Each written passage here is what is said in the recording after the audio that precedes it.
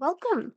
Today, we're going to dive into why the K-pop industry needs a genderless group. And guess what?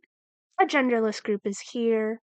We're going to talk about XLOV today, because it's about gosh dang time, and I have some things to say.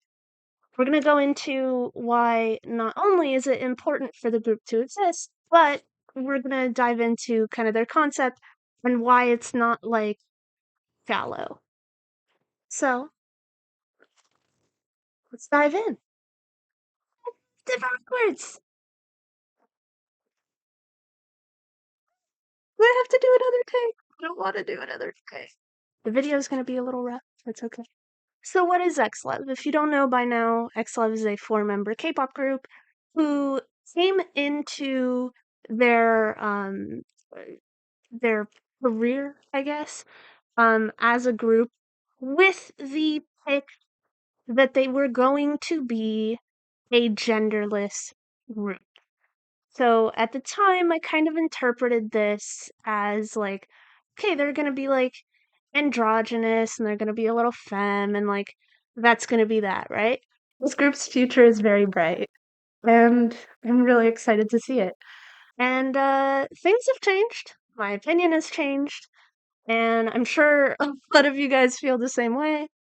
Um, so we're gonna talk a little bit about what their impact has been and why they have reached quite an audience because interesting thing about K-pop groups, a lot of people are just K-pop fans, right? And then they try to and by that I mean like people who are not in uh South Korea and Japan, I guess, because the idols and the industry is more accessible over there.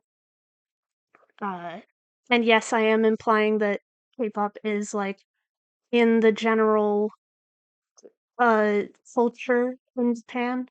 Japan gets everything. Japan gets the concerts. They get the yeah.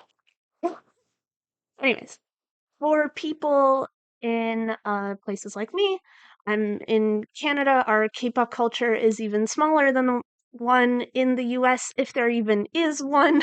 In all of this, the overseas audience for K-pop uh tends to like multiple groups is my point. And we've seen some groups that have tried to like really stand out.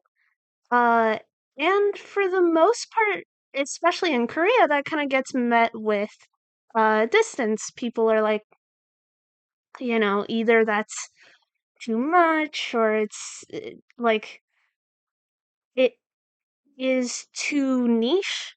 There's a lot of groups that have been like experimental and tried new things, and that hasn't like gotten them a massive audience. And I think that's okay. Your audience doesn't have to be huge. Um, but XLOV's popularity, especially because they've been around for less than a year, has been really interesting. With like kind of them having a little bit of just like a little crumb of popularity during their debut era, I would say. And I would count them as like a new group, right? That's an expression people use. They're from a small company, they're trying their best and they're doing very well. Um, but it was really during the summer with One and Only that their popularity skyrocketed.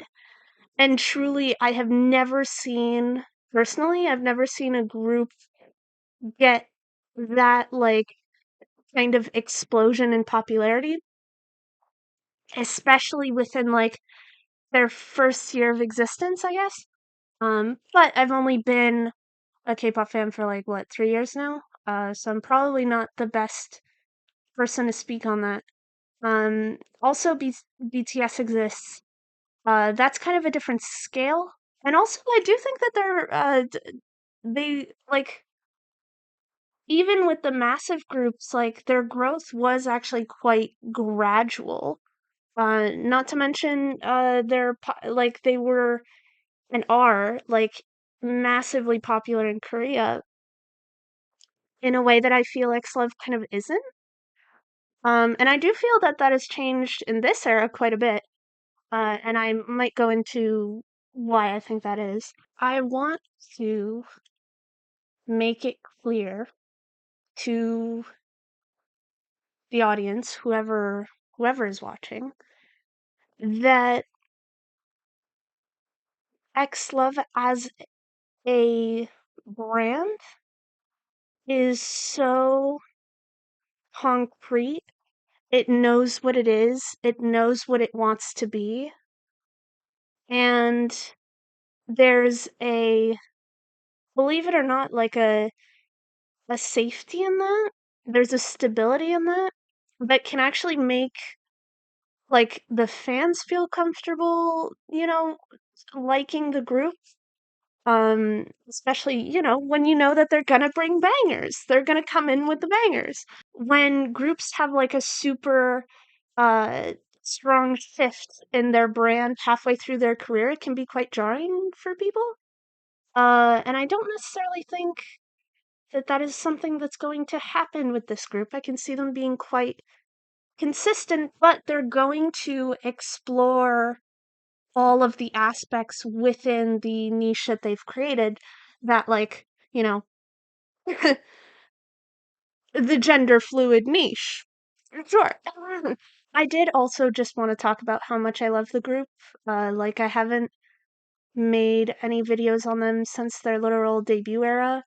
And, like, I last year, especially being a Zeros, I was like, I don't know if I want to stay in this K-pop stuff when they disband. Because I just don't think that anything will be as interesting to me. I don't think any groups are gonna be that like engaging, and this was also in a time where like groups that I liked were disbanding and it was getting a bit discouraging, you know what I mean? That's always a part of being a K-pop fan, is you see like groups come and go. So you may be asking yourself, why do I say that like XLove have a really solid brand? What makes their brand strong? Uh from a business perspective, I got my degree, but I'm still gonna talk about my shit. Um, there's a couple of things. Uh, the main thing, if this is, something that you didn't know and this would get you to like the group, um, not only is Umuti one of the producers for the group, obviously they have other producers on their songs, um, so that they have a different flavor. Um, but also Umuti handpicked the members, which is not the most rare thing. It's relatively rare, but there are definitely some groups where like they were created by the leader of the group. And it's always pretty cool to see, like it's always interesting to me, like the reasoning behind picking the members and whatnot. In Umuti's case, it's pretty fucking obvious why he chose who he chose. Two of them are people that he met during Boys Planet, and the other one is just, probably like his friend. Yeah. Like we know the lore, we know the backstory. Um, but I think it's very smart to have three members who are people that uh have already been in the public eye through like a survival show. Um, so that, they didn't come out of nowhere, right? Like we knew who Rui and Haru were. Uh, and so, it helped probably to sell this group to the general public because it's like, oh, we already know who these people are. Cool. And in Hyun's case, he's probably pretty easy to sell to a Korean audience. The only Korean members. And also, it was really funny to see during debut era the amount of fans, and this is a direct call out, who just biased him right away without knowing jack shit about him. I think that that is delightful. Little note, I will be using whatever pronouns come for the members, like, pop into my mind first. So I may use he, I may use she, I may use they. Get over it. I'm non-binary myself, so I am not going to, like, if someone looks like a certain gender presentation and I know that they're chill with any pronouns, I'm going to use whatever pronouns I see fit. And if you have a problem with that, you clearly don't understand the actual desires of the members, because it's something that they've said relatively explicitly. It's as best as they can. Obviously, people have been arguing about of like policing pronouns and stuff. You're not helping anyone. Look, again, the concept isn't shallow. They genuinely want to explore every aspect of the gender binary and lack thereof. So why would they care that you're calling them she? My fans don't care, neither do I. I think it's very interesting in the group as well that they all have different versions of both masculinity and femininity. Um, in the sense that, like, for some of them, it's more like fashion, makeup, styling, whatever. For some of them, it's more like body language, how they carry themselves, how they talk. And for all of them, it comes from this place of like, yeah, fuck gender roles. We're gonna do what we want. Which for artists makes a lot of sense. And for XLOV especially, it makes a lot of sense because they have creative control over their stuff. They have creative control over their choreography or over their music. So they're going to want to, you know, leave their options open. They're not going to want to be limited to like, oh, this is more of a like girly concept and this is more of like a boy group concept. It's literally everything in between. So speaking of them having a really solid brand, any of their covers of anything are so worth watching. People talk about the fact that they like can do Taemin choreo properly, which I don't know if I've mentioned that in the video before, but like it's so difficult to pull off Taemin choreo properly, and they actually do it properly because it's not even about getting the moves right, it's about getting the entire energy of it head to toe, like facials too, which is great. They're all really good at facials, which is just the dance term for when you do facial expressions. The group feels so big that it's like, yeah, if you had more than four members, it probably would feel like a little too much, because like at a certain point, how much like big gender energy can we push onto the crowd before they like lose their minds? Um, the answer is not much. They lose their minds anyways. I'm right there with them. I get it. Each of the members are so distinct and have such like distinct like dance styles and mannerisms and expressions, and like even down to like the the members are different heights, and they're very much able to do like levels to compensate for that. And when they dance, like they're so incredibly cohesive because in watching any of their stuff, it's quite clear that all of them agree with the identity of the group, understand the identity of the group, and can kind of go from there and express their individuality. K-pop groups especially tend to be quite cookie cutter and can be a little bit like basic, I guess. They don't try to take too many risks. And a lot of that comes from just like it's a lot easier to explain to a trainee, okay, you're going to be in a boy group and the boy group is going to be more fresh and cute, or you're going to be in a boy group, this group is going to be more sexy and mature, because it's easier to sell to a bigger group of people. But if you have like a small group and they're like tight knit, then yeah, you can go with something a little more quote unquote niche. To be honest, I don't completely need to make this video.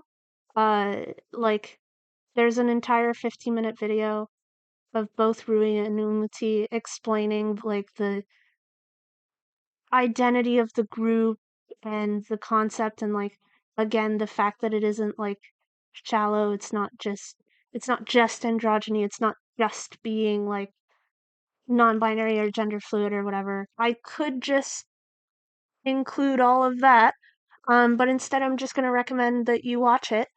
And if you have, then I guess this video can be just a little add-on to it. But honestly, I can't explain their concept better than they can. It's interesting that we're starting to see the like opening up of conversations about like repressing identities for like K-pop idols and K-pop trainees. It's something that like logically you can suspect like, okay, well the companies probably think like, oh, well it would be a little like controversial if you were to like discuss your identity as an idol, so don't. And there are companies that have like specific rules around like you're not allowed to come out, and I'm sure it comes from that logic of like, it would be controversial. You could lose some of your fans. I mean, I think it's a cowardly thing to do on the part of the companies, and I think that it can be quite cruel to the either the trainee or the idol, but it does really depend on the person. Because in a lot of cases, you're grabbing these like young teenagers and they, might literally not know what they are identity wise, and that's, normal. And, or they do know, but they're still like they're afraid. That's totally understandable. Like it is something that should be taken with care and consideration.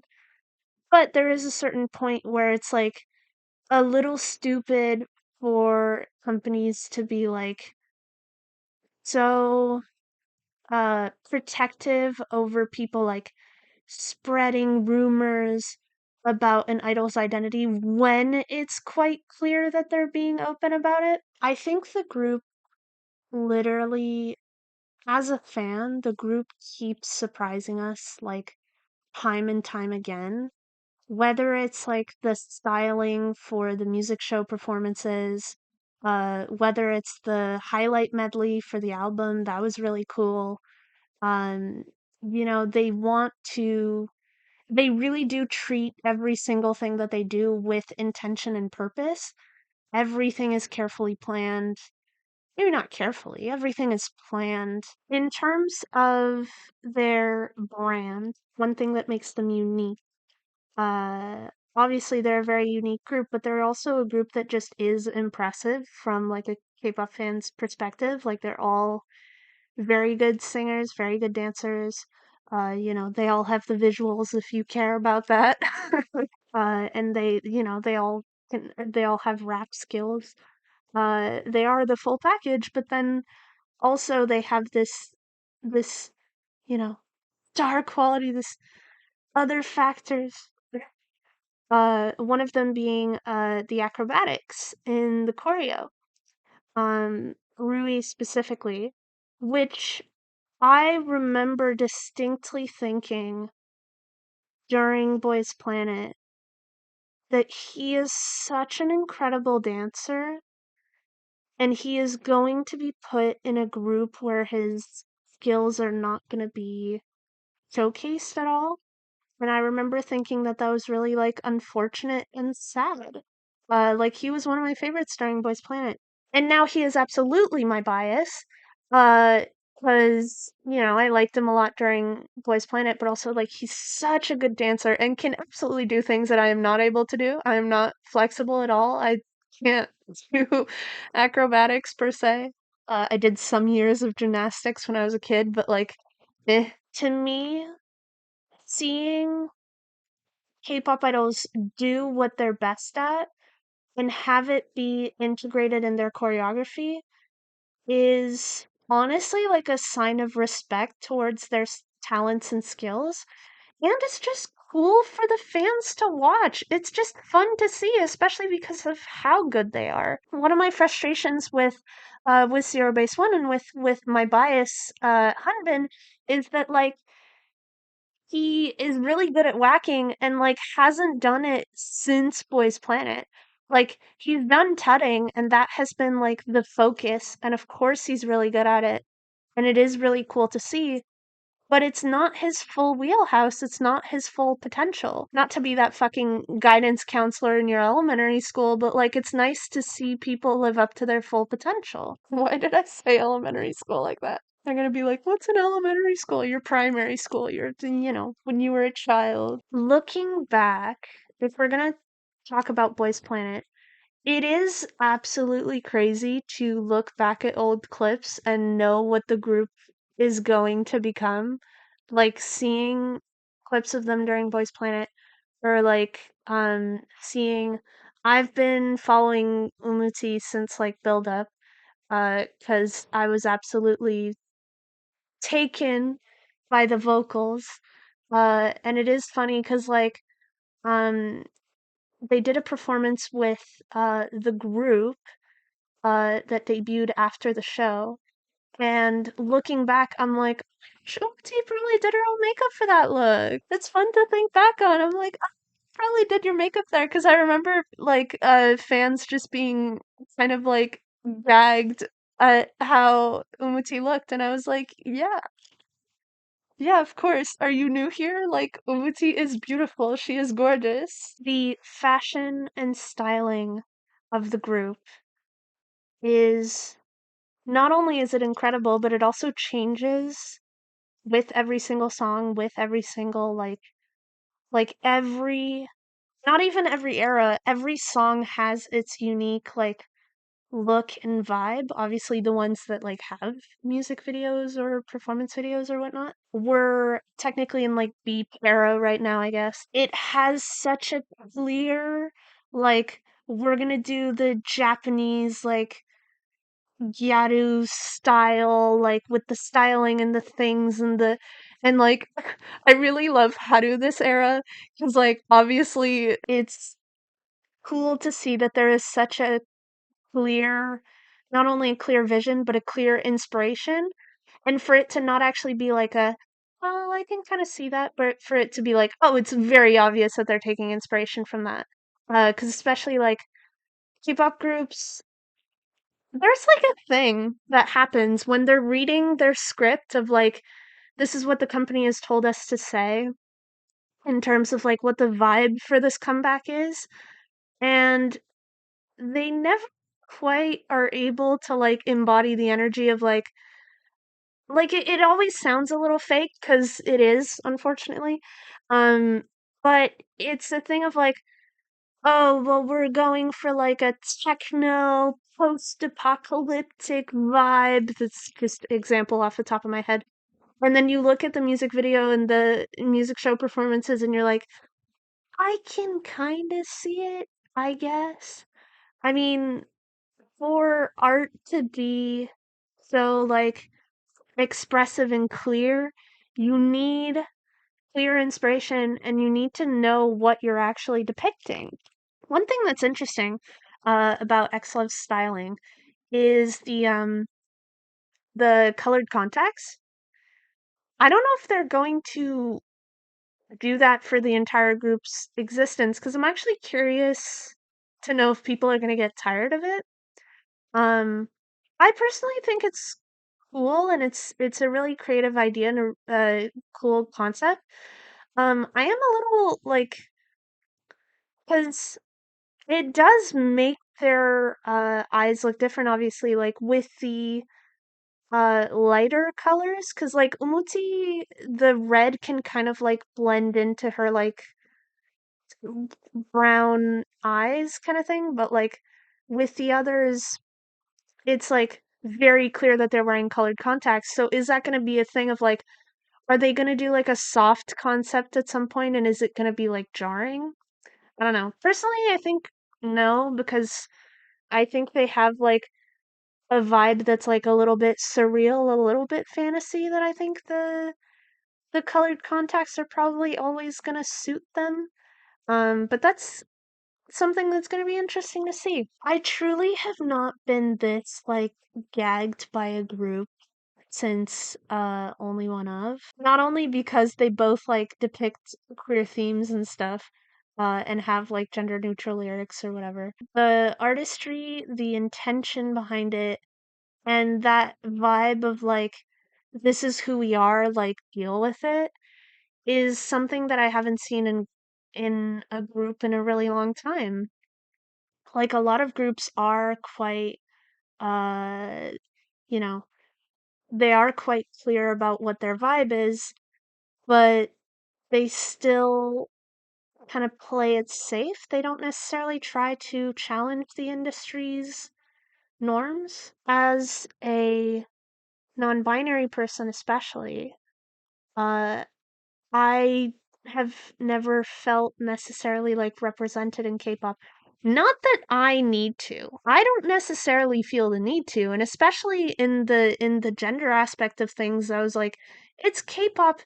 It's so divided by gender, and like male idols can't interact with female idols at all, especially during like fourth gen, and that is getting better. Why would I expect them to ever cater to me? And XLOV said bet. And sometimes I feel personally attacked. Sometimes I'm like, oh, this is the exact gender vibe that I was going for, and you can just do it. Like, okay, fine. I'm not salty about it at all. This is all jokes. I genuinely am so like, it's so incredible that we get a group that just gets it. Like, in hearing Umuti talk about how they feel about their gender identity, it's like, yeah, you get it. Congrats. In reality, XLOV's message and their identity as a group may actually have a bigger impact on other K-pop idols and K-pop trainees than it would have on like the fans, because the fans agree with their artistic message. That's why they're fans. Um, and like companies are probably going to be opposed to it anyways. But like with other K-pop idols and K-pop trainees, I think they are opening doors for like other idols and other groups to actually be more like artistically expressive, to be more comfortable expressing their identities and things like that. Because sometimes it literally just has to be like someone forcing their way through the barriers that exist for you to like recognize that those barriers are there, and for you to go, I actually don't like that those barriers are there. I'm gonna do something about it. And it was really unfortunate to hear Umuti during like One and Only era, that they were mentioning like um that they didn't want to do like TikTok challenges with any other group, uh because they didn't want to like basically like hurt any other groups like reputations. And it's very interesting that they now in this era are doing the TikTok challenges and are interacting with other groups and other idols. That I find very interesting, and I do think that I don't understand the full scope of what happened between the two eras, because I don't know if it's a thing where like the company wasn't allowing it at first, or the company was like apprehensive about it, so the members were like a little apprehensive about it too. Or if it's a question of like, whereas they used to like kind of have other idols and groups like support them in private, now they're more open to like supporting them in public, like out in the open.